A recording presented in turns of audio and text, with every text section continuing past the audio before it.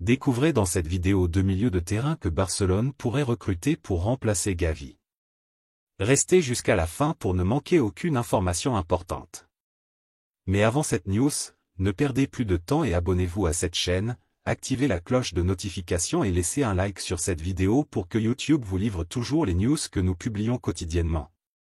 Barcelone s'est rendu à Madrid, ce samedi, pour affronter le Rayo Vallecano au stade Vallecas. Il était le favori de ce match pour la 14e journée de l'Espagnol. Ce n'était pas très heureux. Malgré la pression, ils sont repartis avec un but d'Unai Lopez en première mi-temps. Il a raté de bonnes occasions, mais a réussi à égaliser grâce à un but contre son camp de Le Jeune. Du coup, avec ce 1-1, on sort du terrain avec un goût amer. Après tout, l'équipe catalane comptait 31 points. Derrière les leaders Gérone et le Real Madrid, qui joueront encore la ronde. Et il a toujours l'Atlético de Madrid à ses trousses. Une victoire des Colchoneros et Barcelone fera chuter à la 4e place. Pour aggraver la situation du Barça, les blessures sont constantes cette saison.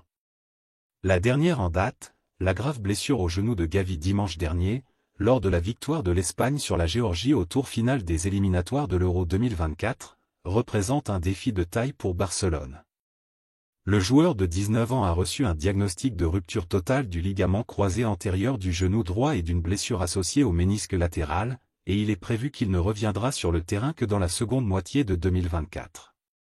Xavi a déjà déclaré publiquement que le milieu de terrain est un élément fondamental de l'équipe.